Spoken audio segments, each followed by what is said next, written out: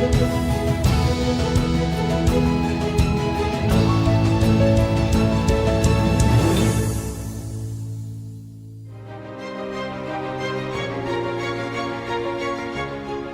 맨하탄 월스트리트. 뉴욕 증권거래소와 나스닥이 바로 떠오를 만큼 이곳은 세계 금융의 중심지입니다. 성벽을 뜻하는 월이란 뜻처럼 전 세계의 금융, 경제를 움켜잡은 왕의 요새로 지금까지 군림하고 있습니다. 그를 처음 만난 곳은 사람들로 넘쳐나는 뉴욕 월가의 한 기차역. 모두가 각자의 길로 바쁜 발걸음을 재촉하는 그 틈에서 그의 모습은 너무도 고요해 보였습니다.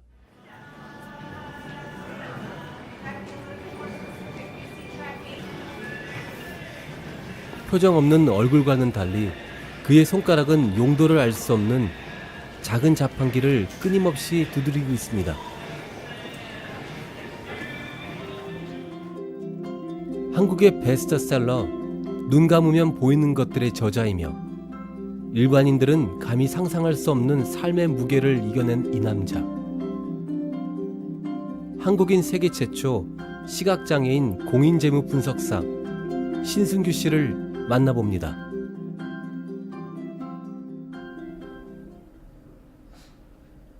신승규 씨의 하루는 새벽 일찍 시작합니다.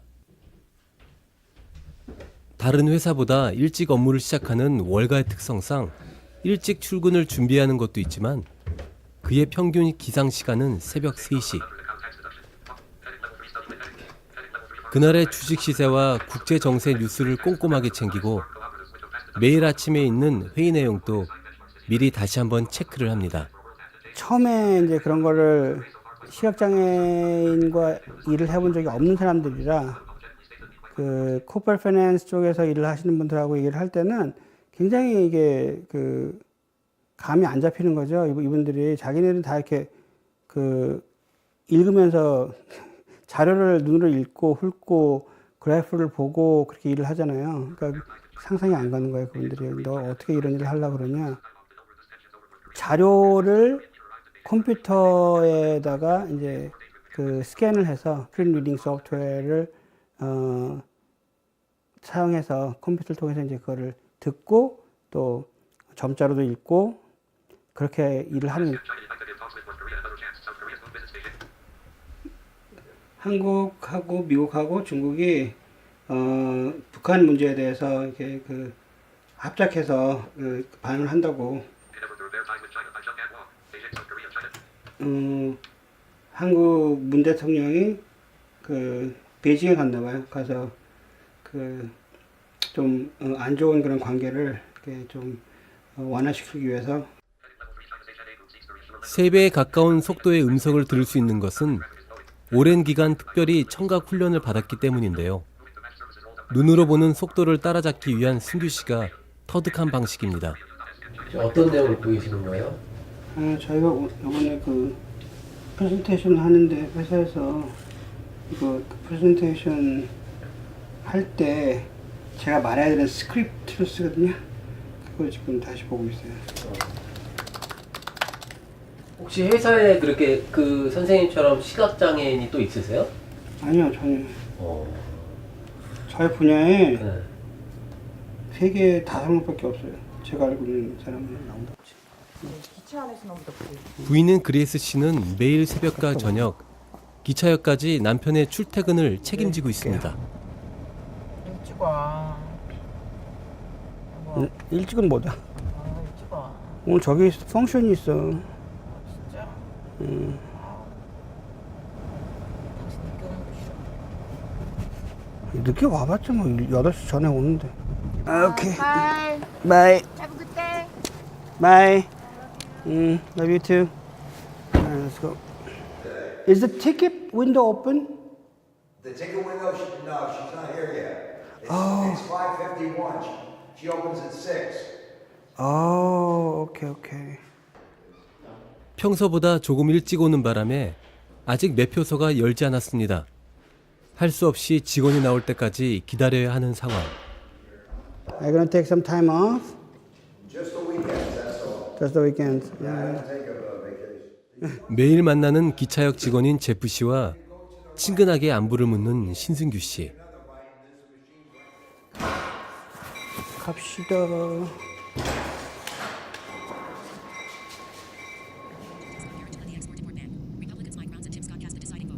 아침에 출근하기 전에 quiet time 하고 생각하고 기도도 하고 뭐 그런 걸 하거든요. 그게 저는 이제 뭐라 그러냐면 제가 마음의 준비 운동이라고 해요. 일도 페이스가 굉장히 빠른 데라서 매일 잘할 수 있을까? 잘해야겠다. 마음의 준비를 하고 이제 그 뉴욕으로 가죠.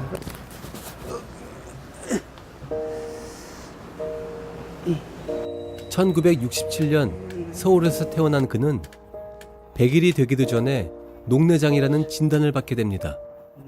7살 때 망막박리가 와서 그 복합적인 이유로 수술도 많이 해봤지만 결국은 만 9살 때 시력을 다 잃었어요. 그러니까 빛도 볼 수 없는, 빛도 느낄 수 없는 그런 시각장, 한국에서는 1급이라고 하는데 그렇게 된 게 9살 때 그렇게 됐고요.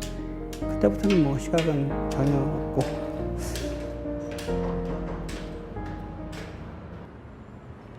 신승규 씨가 지금 19년째 근무하고 있는 회사는 미국 최대의 투자 금융회사인 브라운 브라더스 해리먼.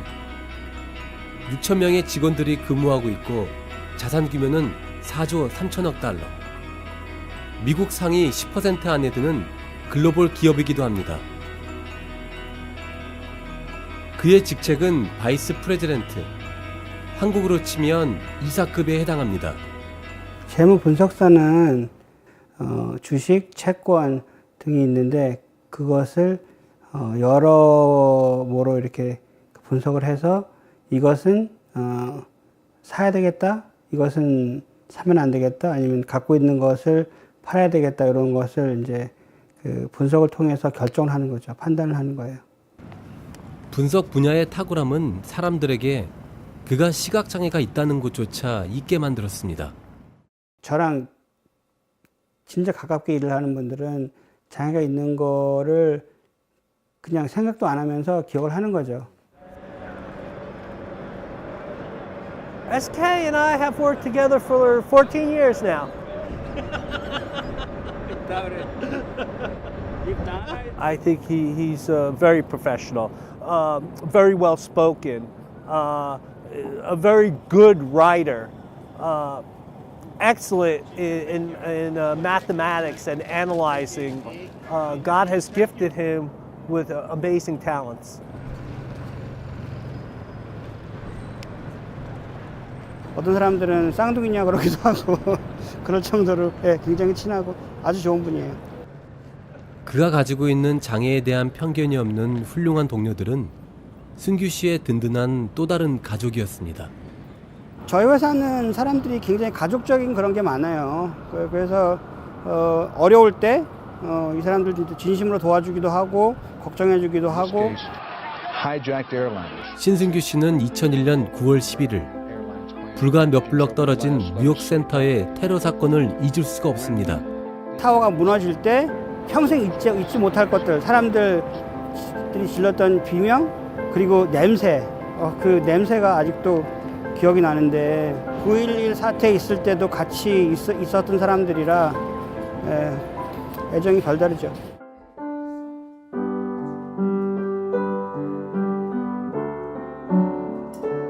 피아노는 승규 씨의 인생을 뒤바꿔 놓는 계기를 마련했습니다.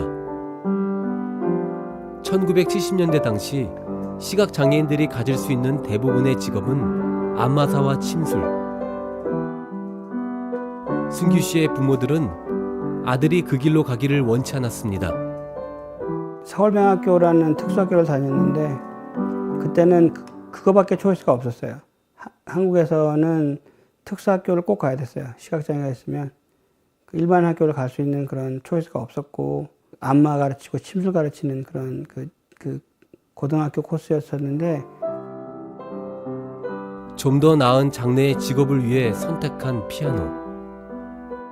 피아노를 친다는 것 때문에 그 외국 선교사님 눈에 띄어서 그 미국에 14살 되기 조금 전에 그 미국에 이제 그 펀드레이싱 투어를 왔어요.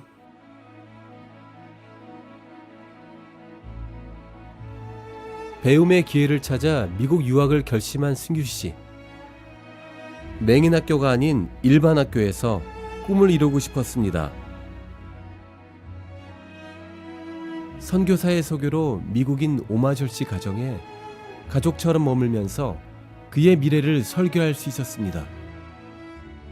기적처럼 느껴졌고 4년 동안 고등학교 공부하면서 그 집에 살았고 그 진짜 부모님처럼 대했고 그분들 저를 자식처럼 대해주시고 지금도 그래요.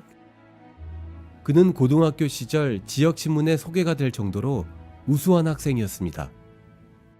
학생회 회장도 했었고 그 뮤지컬도 하고 뭐 여러 가지 그런 그 학력 애카데믹 컴피티션 같은 것도 나가고 그런 걸 했었는데 아이빌리그나 그런 학교에서 원하는 프로파일을 만들게 된 거예요.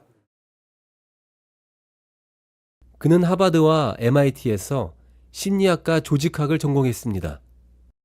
하버드도 그때 6,400명 학생? 시각장애인이 3명인가 갈 거가 없었어요. 그 대학 생활은 어려웠어요.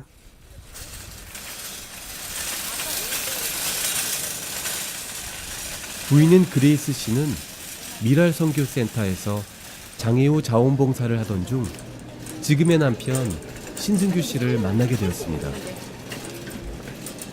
지금 결혼한 지 21년째가 됐는데 저는 거의 되어 있는 사람, 완성된 사람을 만난 거거든요. 이렇게 진짜 이 사람이 장애인인가 하는 정도를 잘 못 느꼈어요. 그러다가 가끔가다 저도 잊어버려서 여보 뭐 저기 빨간색 갖고 와 이렇게 부탁을 할 정도로 반찬 가르쳐주기 젓가락들 반찬이 너무 많네. 김치, 밑반찬, 오징어, 돼지고기. 데이빗과 예진이는 가정의 활력소를 제공하는 주인공들입니다.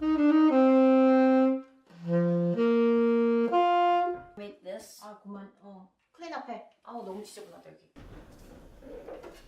예진이는 한국의 보육원에서 지내다가 승규 씨의 가족이 된 지는 3년이 되었는데요. 법적으로 입양을 하지는 않았지만 학업의 물질적 후원은 물론 가정의 구성원으로 함께 살고 있습니다. 큰딸로서 큰 누나로서의 역할을 톡톡히 해내고 있습니다. 그레이스 씨는 가끔 이런 장난스러운 아이들의 모습을 볼 수 없는 남편 때문에 마음이 아플 때가 있습니다. 남편 책에도 있지만 그 일상을 적어놨잖아요. 남편이 아침에 눈을 떠서 가족들의 얼굴을 보고 그다음에 자기랑 같이 일했던 사람들을 거기 나가보고 그다음에 아이들하고 같이 밥을 먹고 가족들하고 같이 얘기를 하고 저녁 노을을 지는 걸 같이 보고 싶던 그런 표현을 했는데 그거를 책을 읽으면 제가 엄청 울었거든요. 근데 저는 남편하고 그런 면에서는 되게 생각이 같은 것 같아요. 저희는 정말 순간순간이 너무 감사하고 순간순간을 굉장히 둘이 같이 즐기는 것 같아요.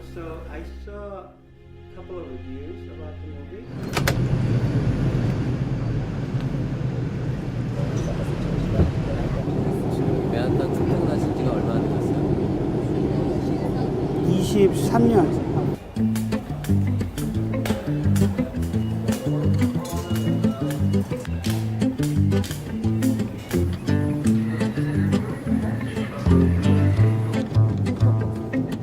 수십 년을 왕복하는 길이지만 눈이 보이지 않는 상황에선 조그마한 변화에도 어려움이 발생할 수밖에 없습니다. 통근 기차의 출발 지연으로 트랙과 열차가 변경되는 바람에 낯선 길을 찾아야 하는 신승규 씨. 신경이 가장 민감해지는 날이기도 합니다. I'm okay. Track 4. Where in the world am I? This? Not that one. Not that one either. Next one. All right. Excuse me, what train is this? anybody here? Hello? Thank you. 겨우 자리를 잡은 승규 Is 씨. it open there? 가끔씩 벌어지는 해프닝이지만 그럴 때마다 진땀이 납니다. Okay.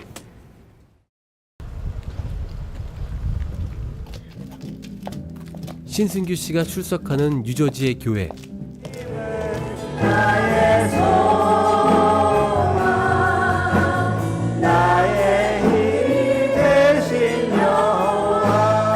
이것이 결론이긴 한데 이렇게 답을 하고 싶기는 한데 왜 우리는 이 현실 앞에서는 이렇게 대답하지 못할까요? 그 이유는 바로 이 죄의 문제 때문입니다.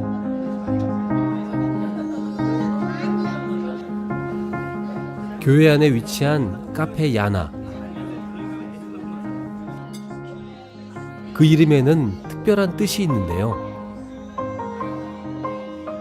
야나 미니스트리는 그 YNA가 You are not alone의 앞글자를 딴 거예요. 그래서 야나, 그 You are not alone, 혼자가 아니다. 우리 한국에 있는 소외된 아이들에게, 가난한 아이들에게, 또 부모가 없는 아이들이나 부모한테 버림받은 아이들에게 혼자가 아니다라는 메시지를 전하고 싶어서 저희가 같이 시작된 단체인데요. 승규 씨는 야나의 운영이사로 활동하고 있습니다. 예진이도 야나를 통해서 유학을 와서 승규 씨의 가족이 되었습니다. 유학의 그런 그 목적도 있지만 이 보육원 아이들을 데리고 와서 일반 가정에서 호스팅을 하면서 그 가정에서 그 성장하는 그런 그 기회를 주는 거죠.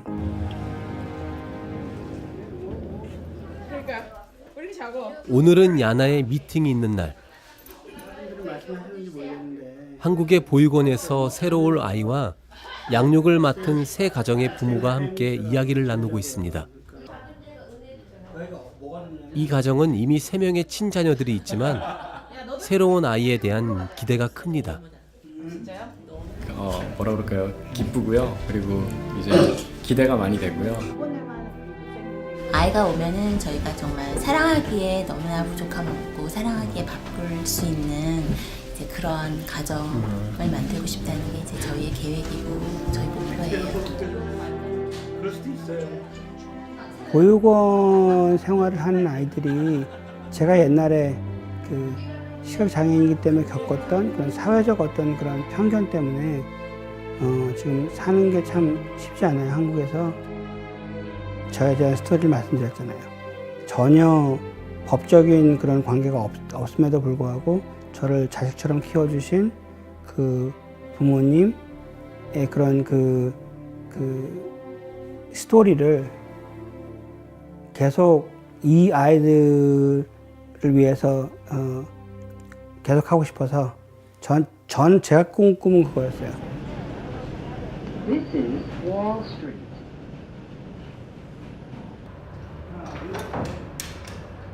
미국이란 나라가 참 희한한 나라예요.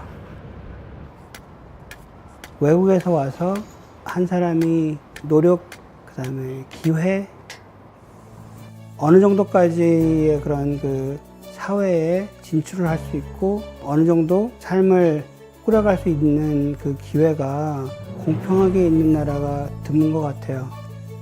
그 불공평함을 줄여가면서 더 좀 공평한 쪽으로 다가갈 수 있는 그런 기회가 누구한테나 주어지는 나라인 것 같아요. 그에겐 눈 감으면 보이는 것들은 어떤 것들일까요? 아마도 그것은 우리가 소중한 줄 몰랐던 삶의 소소한 작은 행복들일 것입니다.